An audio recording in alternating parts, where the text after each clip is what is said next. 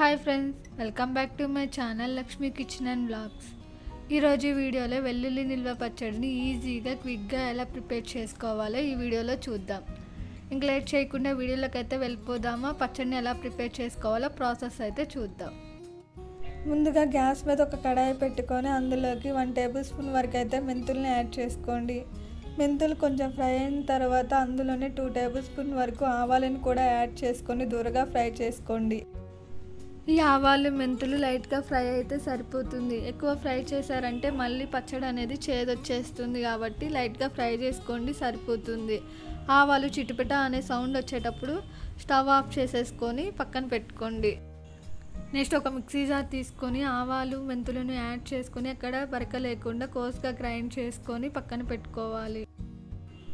Next ఒక bowl తీసుకొని అందులోకి 100 గ్రాముల చింతపండును ఎక్కడ విత్తనాలు ఈనెలు లేకుండా తీసుకొని యాడ్ చేసుకోండి.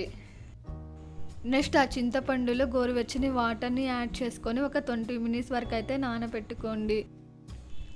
ఇక్కడ నెక్స్ట్ ఒక మిక్సీ జార్ తీసుకొని అందులోకి నానబెట్టిన చింతపండుని యాడ్ చేసుకొని స్మూత్ పేస్ట్ లాగా మనం గ్రైండ్ చేసుకోవాలి. ఇక్కడ ఈ వీడియో క్లిప్లో చూపిస్తున్న విధంగా గ్రైండ్ చేసుకుంటే సరిపోతుంది. ఇక్కడ నెక్స్ట్ గ్యాస్ మీద ఒక కడాయి పెట్టుకొని ఆ కడాయిలోకి 150 గ్రామ్స్ వరకు ఆయిల్ని అయితే యాడ్ చేసుకోండి. ఆయిల్ కొంచెం హీట్ అయిన తర్వాత 150 గ్రామ్స్ వరకు వెల్లుల్లి రెబ్బలను అయితే యాడ్ చేసుకోండి. బాగా పొట్టు తీసుకొని యాడ్ చేసుకోండి. ఇక్కడ వెల్లుల్లి రెబ్బలను యాడ్ చేసుకున్న తర్వాత ఫ్లేమ్ని లోలోకి అడ్జస్ట్ చేసుకొని లైట్గా ఫ్రై చేసుకుంటే సరిపోతుంది. ఎక్కువ ఫ్రై చేసుకునే అవసరం లేదు. ఒక 1 or 2 మినిట్స్ అయితే ఫ్రై చేసుకుంటే సరిపోతుంది. ఇక్కడ వెల్లుల్లి రెబ్బలు లైట్గా ఫ్రై అయిన తర్వాత మనం ముందుగా మిక్సీ పెట్టుకున్న చిక్కటి చింతపండు గుజ్జుని యాడ్ చేసుకొని ఒకసారి బాగా కలుపుకోండి. నేను ఇక్కడ వెల్లుల్లి నిల్వ పచ్చడిని 150 గ్రామ్స్ వెల్లుల్లి రెబ్బలతో ప్రిపేర్ చేసుకుంటున్నాను. దానికి రిలేటెడ్ మెజర్మెంట్స్ని అయితే తీసుకున్నాను.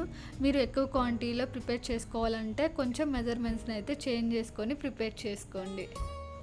చింతపండు గుజ్జుని యాడ్ చేసుకున్న తర్వాత అందులోనే 1 టేబుల్ స్పూన్ వరకు అయితే పసుపుని యాడ్ చేసుకొని ఒకసారి బాగా కలుపుకొని ఫ్లేమ్ని లోలోకి అడ్జస్ట్ చేసుకొని చింతపండులో వాటర్ క్వాంటిటీ లేకుండా ఫ్రై అయ్యేంత వరకు ఫ్రై చేసుకోండి.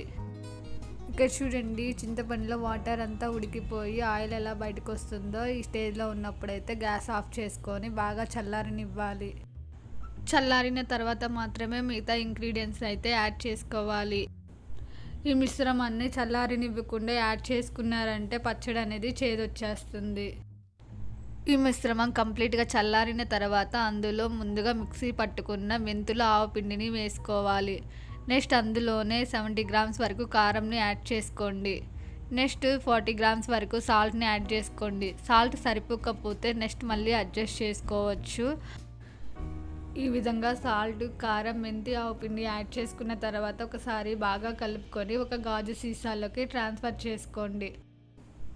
ఈ పచ్చడి ఊరడానికి 48 అవర్స్ అయితే పడుతుంది. 48 అవర్స్ తర్వాత మీరు సర్వ్ చేసుకొని తినండి, చాలా టేస్టీగా ఉంటుంది. ఈ పచ్చడిని మనం 4 to 5 months వరకు అయితే బయటే ఉంచుకొని తినేయచ్చు. ఒకవేళ మీకు బూజుగా అనిపిస్తే మాత్రం ఫ్రిడ్జ్లో స్టోర్ చేసుకోండి. మీకు ఈ వీడియో నచ్చినట్లయితే మీ ఫ్రెండ్స్ అండ్ మీ ఫ్యామిలీ మెంబర్స్కి కూడా షేర్ చేయండి, కామెంట్ చేయండి, సబ్స్క్రైబ్ చేయండి.